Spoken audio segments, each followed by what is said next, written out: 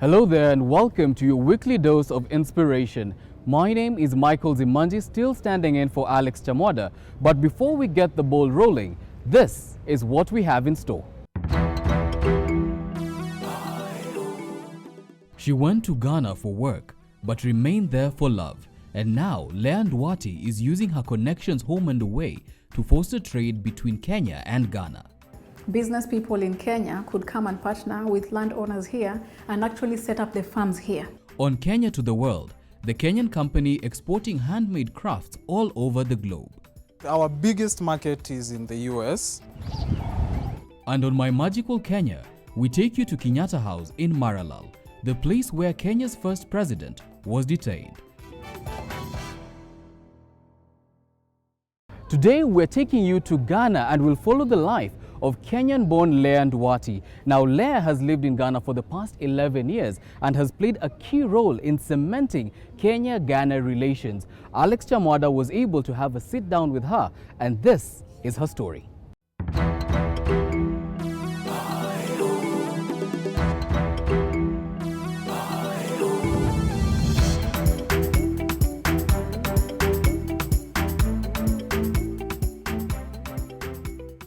Thank you so much for this interview, Leah. And definitely we always ask, how did you end up in this foreign country? What made you come to Ghana? Ever since I was young, I always knew that I wanted to walk across Africa and experience the African countries. So I was working with Ogilvy and Mather, which is a communications advertising company in Kenya. And one of the clients we were servicing was called Silverbird Cinemas. And when they opened in Ghana, they gave me an opportunity to come to Ghana and set up cinema advertising for them.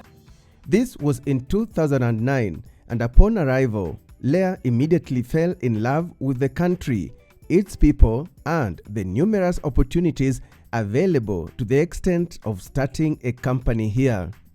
At that time when I came, the communications advertising media space was not so saturated, and a lot of businesses needed help and advice in terms of how to project themselves, also how to take advantage of their media opportunities.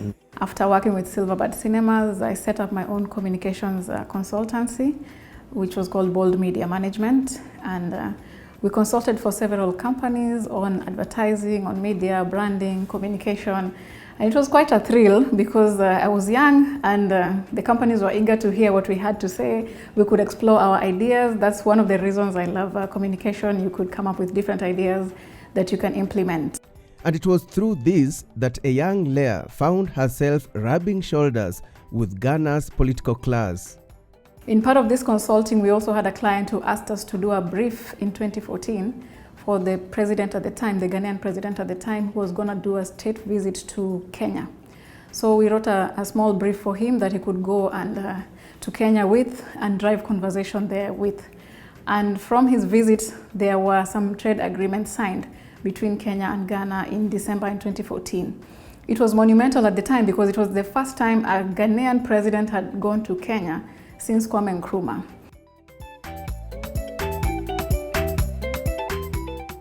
What inspired you to go now into the area of raising awareness about the opportunities between Kenya and Ghana? There were so many underlying opportunities between Kenya and Ghana that had not been explored, including the fact that you could leave Ghana at any point and go to Kenya. Nobody will ask you for visa. Nobody will ask you for anything other than your passport. So we decided to follow on this track of the trade agreements being signed.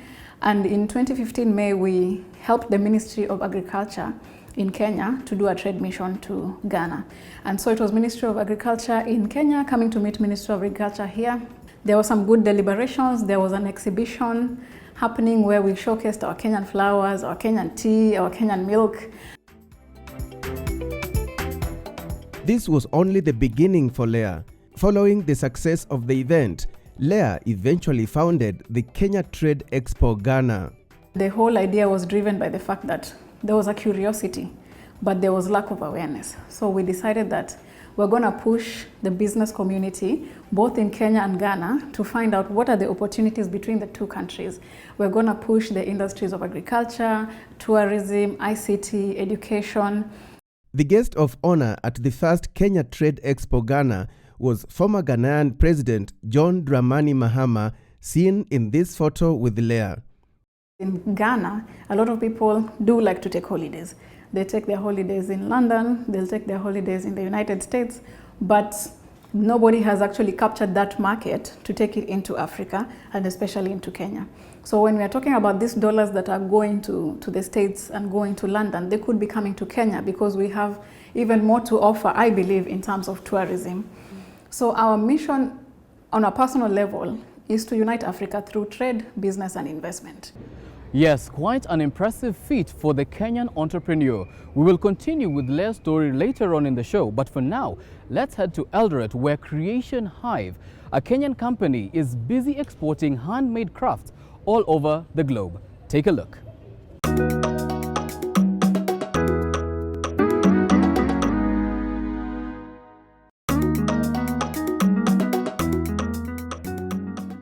Ceramics, glassware, textiles and paper products, all these handcrafted and made from locally sourced raw materials.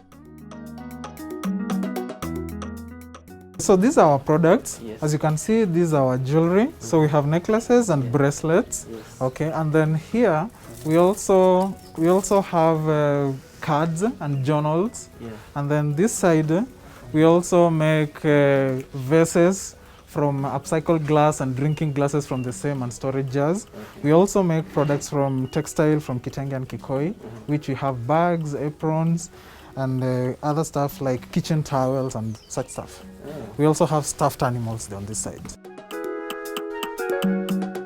Located in Eldoret, Uasin Gishu County, Creation Hive Craft and Business Training Center has been involved in the manufacturing and exportation of unique handcrafted pieces since 2005. It's a social enterprise that was started with the aim of empowering women and other underserved groups. Initially, it was focused only on HIV patients, but over the years we have spun into other non-communicable diseases like cancer, hypertension, and others. So we also help people with disabilities and also people who are normally vulnerable in the society.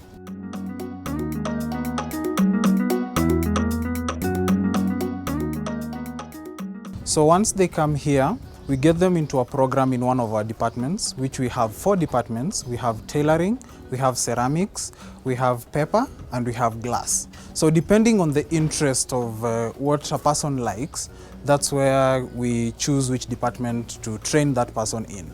But as we train that person, we pay them a daily wage. This is our tailoring department. So as you can see, we are currently making some bags for our client in the US out of Kitenge. Yes. And the fabrics, where do you source them? So our fabrics, we source them locally, and most of them comes from Rivertex, which is also from around. So this is our paper department. We make paper out of papyrus, banana, and recycled paper. So as you can see here, this is pounding. After we've boiled the fiber after we've boiled the papyrus, we do the pounding. After the pounding, it's when we will take it to the water to do the sieving. After the sieving, then we dry the paper. Okay. Yes. Besides training, Creation Hive also has a full-time workforce of about 30 men and women. Those ones, we use them to create products, textile products. We also do the ceramic products, which mostly we sell abroad, which caters for 80% of our revenue. And then the other 20% used to come from the local markets, specifically hotels and gift shops in lodges. Yeah. Each month, Creation Hive exports an average of 200 pieces of assorted fabrics, as well as 100 pieces of handmade paper products and ceramics. This is mainly through DHL and EMS. Our biggest market is in the US, which caters for the highest percentage of our export. So the US market has, they consume our textile and the ceramics and even the upcycled glass. And then with ceramics, our biggest market is Italy. And then we also have another market in Australia and Sweden.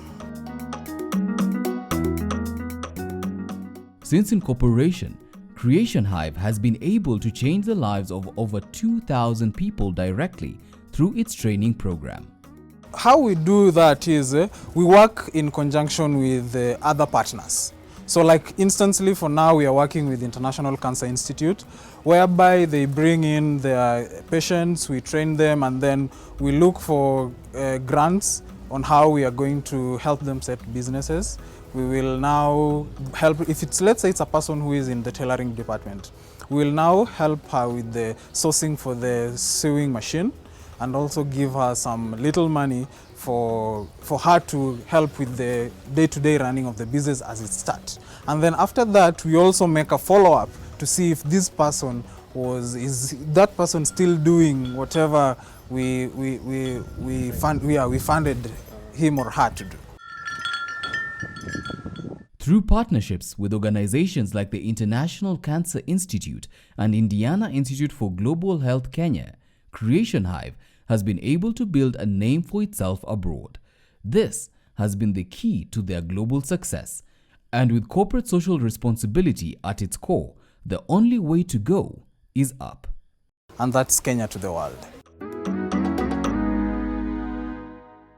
Yes, quite impressive, and that just shows you that even in the money-making world, there are companies with hearts of gold. And that story will lead us into a break, but when we return, our main guest, Leah Nduati, will continue with her story of love for Ghana. I usually say I came for work, but I stayed for love. Have you heard of the Kenya Airlift Program? An initiative that supports Kenyan students to undertake IT-related master's programs in the US? To qualify, one must have a minimum of a B plane in KCSE plus a second-class division in any undergraduate major. Apply. For details, visit www.kenyaairliftprogram.com or give us a call on +1813 573 5619. Kenya Airlift Program, empowering Kenyan students. Welcome back to the show. Now, in the first part, we saw Leah Nduati successfully relocate to Ghana and establish a business that is highly successful. But now, we get to learn more about her journey with Alex Chamwada.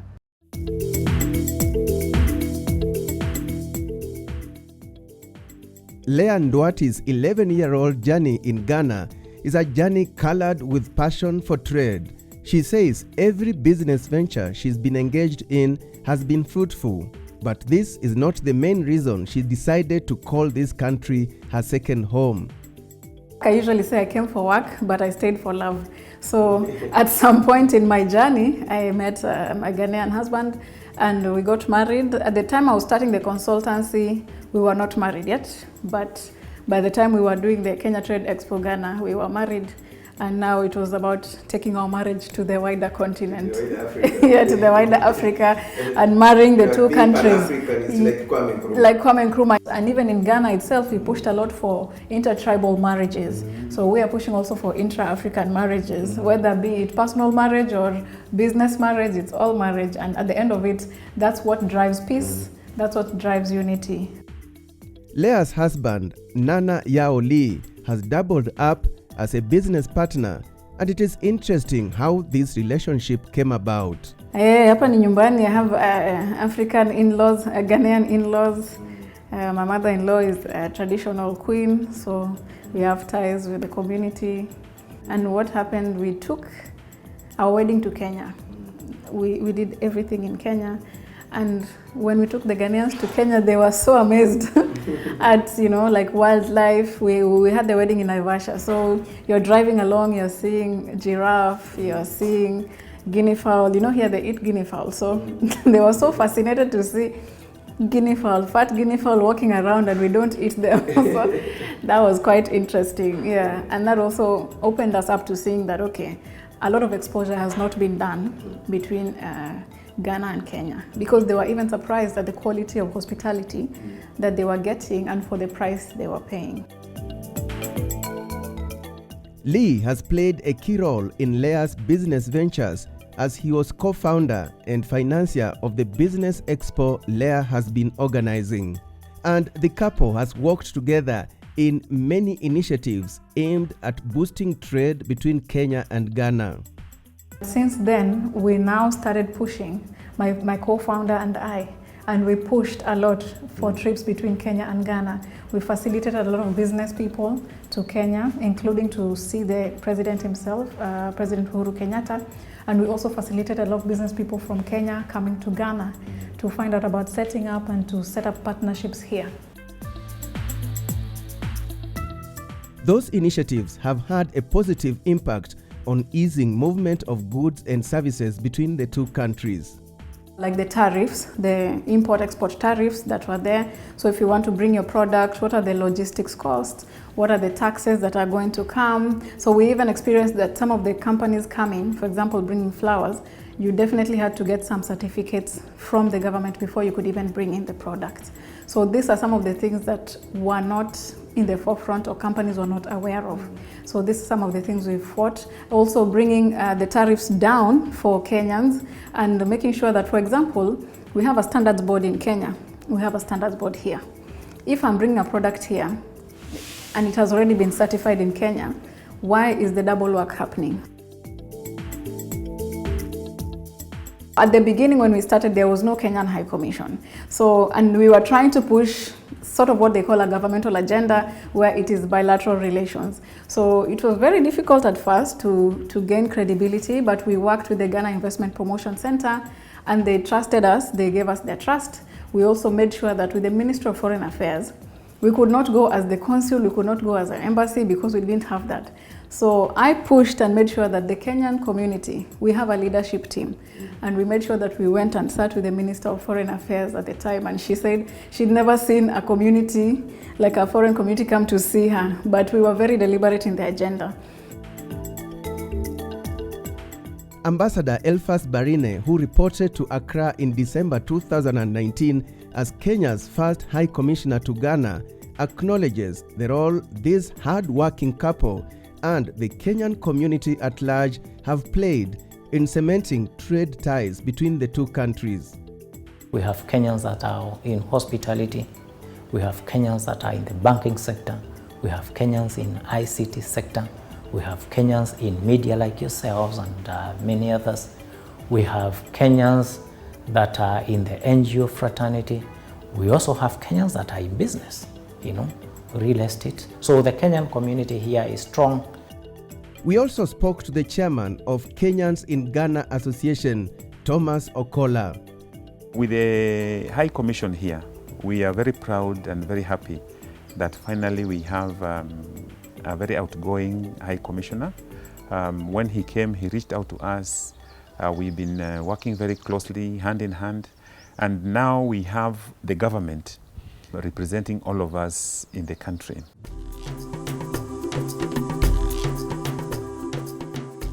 So, yes. What do you do now? I am with Growth Africa, working with them to set up in Ghana and the wider West African market. Yeah. So Growth Africa is a consulting business advisory company. We work with entrepreneurs to help them scale up and get ready for investment. We work in 6 African countries. Kenya is our home base. So from Kenya, we have Uganda, we have Malawi, we have Zambia, we have Ethiopia, and our latest baby, which is Ghana. Leah and Lee are indeed a living testimony of love beyond borders and love with a bearing on the relationship between Kenya and Ghana. Thank you, Alex, for that informative piece. Now, as much as we take you to exotic locations around the world, there are beautiful and magical places right here in Kenya. And today, we take you for a tour of Kenyatta House in Maralal, Samburu County. Our Lodwar-based reporter, Lauren Nanok, has more on this.